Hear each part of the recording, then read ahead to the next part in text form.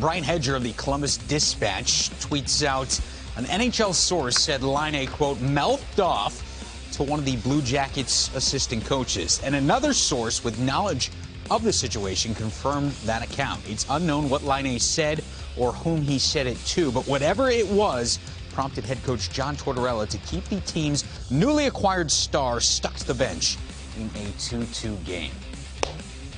Whoa. Do you think this relationship went sour this quickly? What do you think happened there on the bench in Columbus?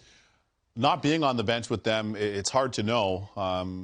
You know, I played for all the coaches on that staff, for the majority of them anyways, and know them all well. It's a tough one. This is really difficult because they just traded for him. Clearly, he's a new acquisition. He's excited about coming there. Much was made about the departure of Dubois and the exchange, and Rosovich coming in as a hometown kid who's been great so far.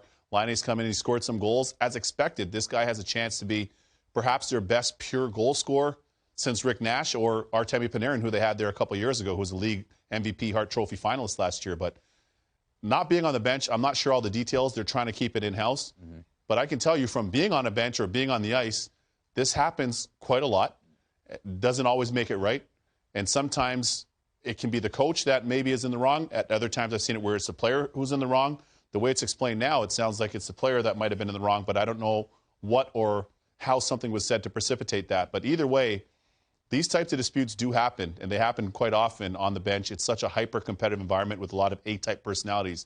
But if Coach Tortorella felt like it was offside, so to speak, or over the line, he's well within his right to make that decision. It just seems like this is the last thing that this team needs based on the distraction that we just saw a couple of weeks ago with Pierre-Luc Dubois. It seems like they had overcome that and focused back on the results on the ice. And now this, and it seems like this is the last thing they need based on how they're playing right now because they got to get it figured out there first. Yeah, I mean, and what's hard is, you know, I've sat here in our studio for the last 3 years always talking about how great Columbus are, what I love about their drafting, developing, which I do, and the culture that they've been able to establish. And I know, again, people top through tail in that organization.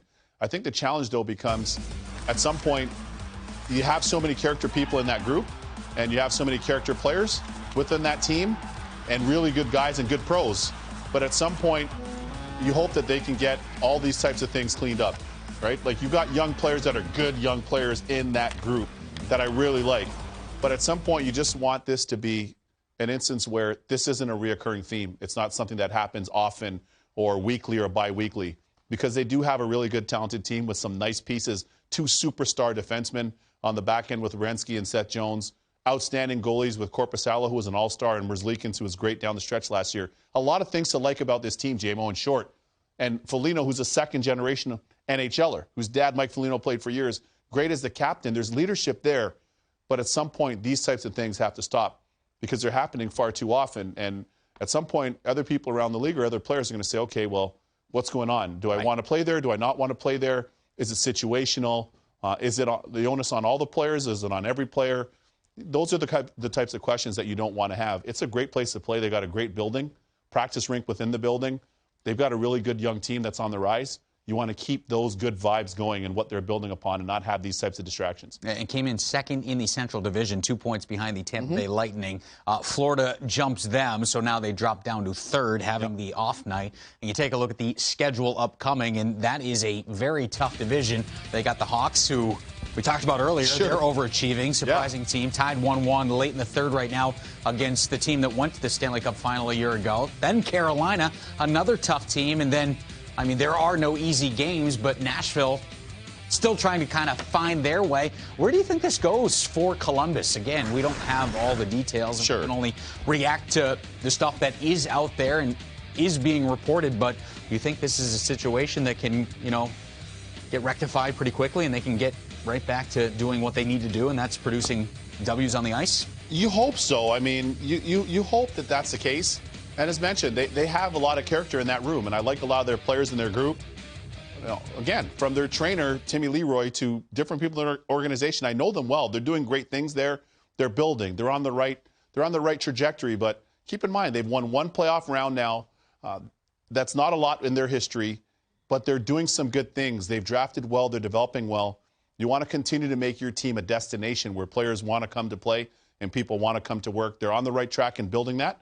I think they have a lot of good things going for them, but these are the types of things that can't keep popping up. If they continue popping up, then it's going to beg some questions around the league, and you don't want that because they're doing well right now. Guys get benched all the time, right? We just don't maybe put it under the magnifying glass, much like we do Columbus, based on Pierre-Luc Dubois and John Tortorella, and then Patrik Laine coming in. This is something that happens. You have a bad game or you have a tough shift, you get sat for a little bit, right? This is not out of the ordinary. No, getting sat isn't out of the ordinary. That's not out of the ordinary at all. And as mentioned, some of these spats on the benches or in the locker room, you were asking me questions offline, and we were talking about that. These things can tend to happen. It doesn't always make them right, but they are fairly common in such a hyper-competitive environment with this many emotions that run through the players and the coaches and everybody involved. The key is, though, keeping those things to a minimum where possible and continuing to build on the good vibes. Columbus has a lot of good things going for them, but you need to continue to double down on those things and try to mitigate these types of things from happening because, again, players talk. And agents talk and people talk. I'm on my phone every day, long before we come in the studio. You're on your phone when you're talking and while we're not on camera. Exactly. You know what I mean? Multitasking. Yes. Yeah, and we're in the people business, right? Like at some point in time, people have those conversations, and you want to be in an environment where you feel comfortable and where you enjoy coming to work. And they have built a good culture there, but you want to see them as an NHL stakeholder, if we are, or stewards of the league. We want to continue to see them doing the good things that they're doing and just try to mitigate these types of things because they're happening a little bit too often right now, unfortunately.